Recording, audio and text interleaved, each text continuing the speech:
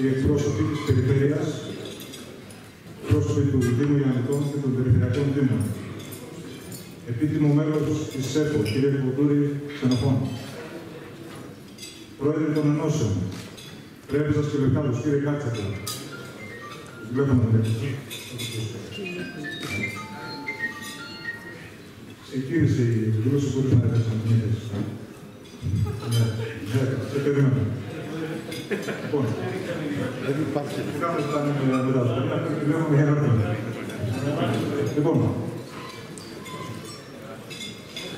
πρόεδρε της Πρέβεζας και Λευκάδος, κύριε Κάτσακα, πρόεδρε της ΑΠΑ, κύριε Τροπούτη, πρόεδρε της Καρδίτας, κύριε Παλάσκα, πρόεδρε της Ετρογοκανονίας, κύριε Παπαδούση, αγαπητά μέλη των Ενώσεων, πρόσωποι φορέων, πρόεδρε της Συμφωνίας Αντίου, κύριε Μάικ, αγαπητοί παράγοντες, προπονητές, ποδοσφαιριστές, διαιτητές, αγαπητοί φίλοι και φίλες, σας καλωσορίζω και σας ευχαριστώ για την παρουσία σας στην απόψινή μας εκδήλωση.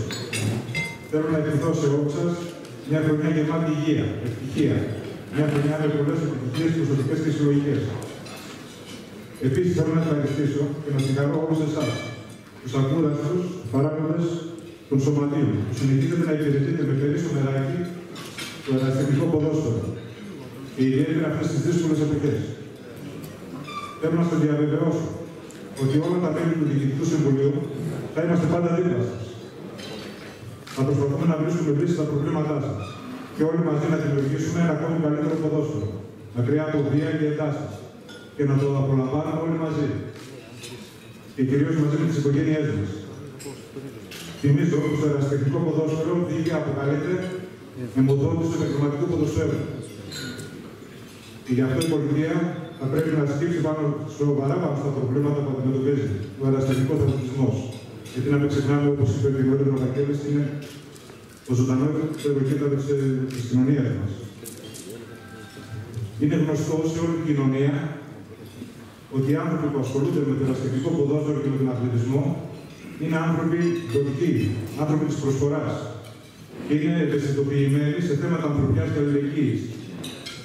Γι' αυτό την απόψινή μας βραδιά να αφιερώνουμε σε όλους εκείνους που εθελοντικά, με θάρρος και ηρωισμό και με κίνδυνο της ζωής τους, πολλές φορές, παίρνουν μέρος στην έρευνα και διάσωση των προσφύγων, που κατά χιλιάδες καταφθάνουν στη χώρα μας. Μια χώρα όμως που ξέρει τι σημαίνει προσφυγιά, αλλά κυρίως ξέρει τι σημαίνει ανθρωπιά. Ανάμεσα σε όλους αυτούς που αποτελούν τους πραγματικούς ήρωες του Αιγαίου,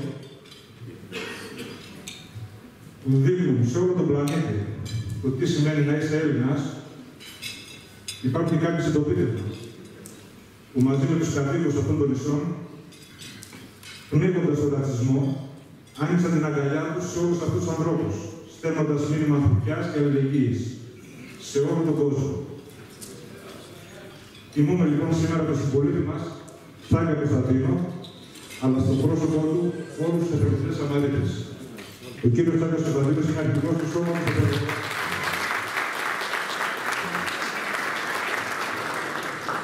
Αρχηγός Σώματος Εθελοντών Σαμαριτών Διασωστών και Ναυαγοσωστών, παραδείγματος των Ιωαννίνων. Ως εξής, μαζί με τη δική σας βοήθεια, προχωρήσαμε σε μια μικρή πρωτοβουλία αλληλεγγύης. Συγκεντρώσαμε ηλική βοήθεια, κουβέρτες, γνώσακους, τα οποία θα προωθηθούν σε εκείνους που θα έχουν πραγματικά ανάγκη στα νησιά του Αιγαίου. Κλείνοντας, θέλω να πω κάτι τελευταίο. Όσο περισσότερο δίνουμε, τόσο περισσότερο έχουμε. Και όσο περισσότερο αγαπάμε, τόσο περισσότερο μας αγαπάνε.